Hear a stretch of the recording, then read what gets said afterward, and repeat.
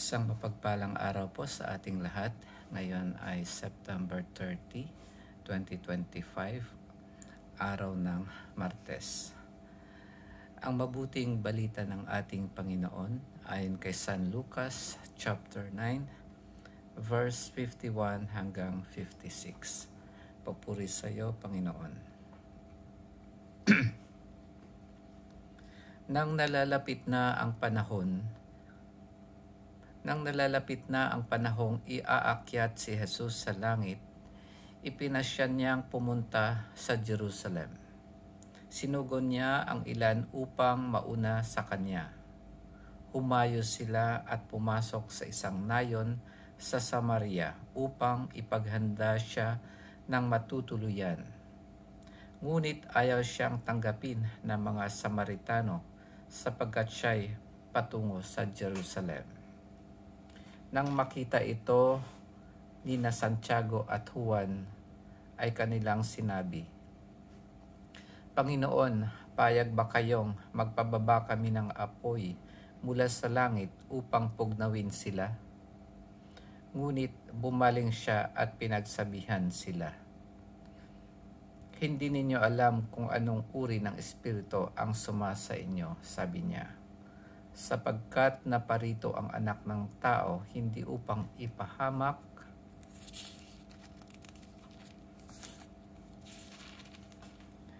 ang mga tao, kundi upang iligtas sila at nagtungo sila sa ibang nayon. Ang mabuting balita ng ating Panginoon. Pinupuri ka namin, Panginoong Hesukristo.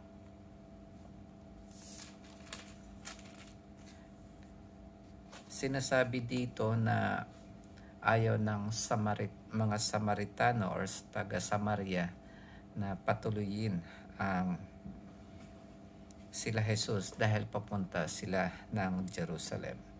Sa Jerusalem kasi, iniisip ng mga taga-Samaritano na pupunta sila doon para sa templo para magdasal o kaya magpuri. At merong hidwaan ang Samaritano at ang Hudyo sa Jerusalem. Kasi magkaiba sila at kaya ganun yung pakikitungo nila kay Jesus. At dito sinasabi naman nila Santiago at Juan ay kung gusto ba ng Panginoon na magpababa sila ng apoy para pugnawin ang mga Samaritano, katulad ni Elias sa lumang tipan na nagpababa ng apoy.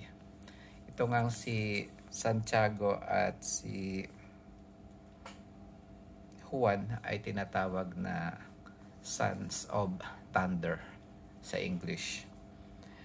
Actually doon sa English version, yung inutusan ng Panginoon na mauna sa kanila ay tinatawag na messenger. At ang ibang interpretation dito ay talagang nagsugo ang Panginoon ng messenger o kaya anghel para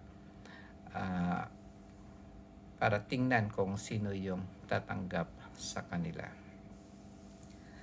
At ganun nga itong sila Santiago at Juan, ang akala nila ay ganun ang ating Panginoon. Nung binasa ko ito, ang pumasok sa isipan ko ay kung paanong namagitan si Abraham sa mga taga Sodoma na gumagawa ng mga karumal-dumal na kasamaan o mga gawain. At si Abraham ay namagitan sa Diyos at sa Sodoma na kung maaari ay wag nang wasakin o kaya lipulin ang mga taga Sodoma. 6 na beses siya na namagitan or nakipag-usap sa Panginoon. Una, kung mayroon na lang 50 or 50 na mabuti doon sa Sodoma. Sumunod ay 45. Ang sumunod ay 40. ang sumunod ay 30, ang sumunod ay 20, at ang pang-anim ay 10. Hindi wawasakin ng Diyos ang Sodoma kapag mayroong 10. Pero ang nangyari ay wala pa ring 10 na mabuti doon sa Sodoma. Kaya kung uunawain natin, ang Diyos ay hindi ganon ka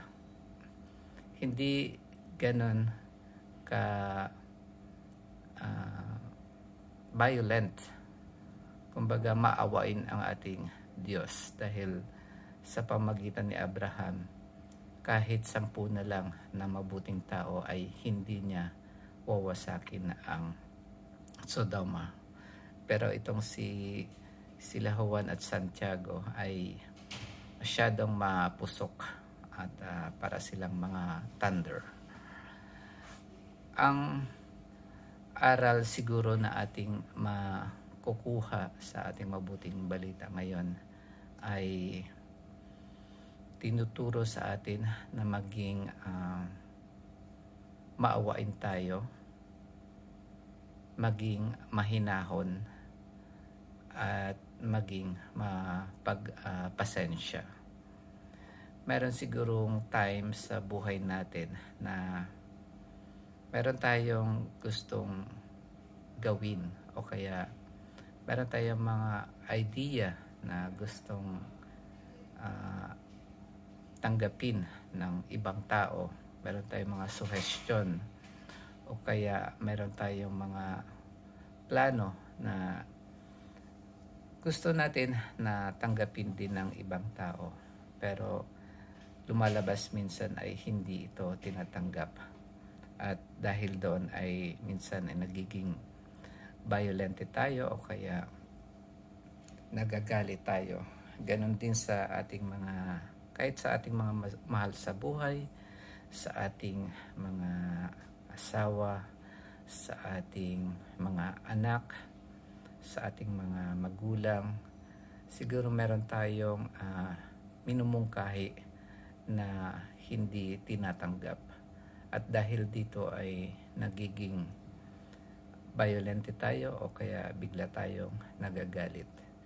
Dito sa ating mabuting balita, tinuturo sa atin ng Panginoon na maging kumalma lang tayo, maging mahinahon tayo, maging maawain tayo, at maging mapagpasensya tayo tulad ng Panginoon. Sabi nga dito sa panghuli, ang anak ng tao ay hindi pumunta upang parang pumatay ng tao, kundi magligtas ng buhay ng tao. Gaano man kasama ang tao, ito ay kanyang mga anak. At gusto niyang iligtas tayong lahat sa kasamaan. Kahit gaano pa kasama, at kung tayo ay magsisisi sa ating mga kasalanan, nandyan lagi ang Panginoon, ang ating Diyos, na kaya tayong patawarin. Sapagkat ang ating Diyos ay Diyos ng pag-ibig at Diyos na maawain. Yun lamang po mga kapatid. Magkita-kita po tayo bukas, October 1 na, araw ng Miyerkules. God bless.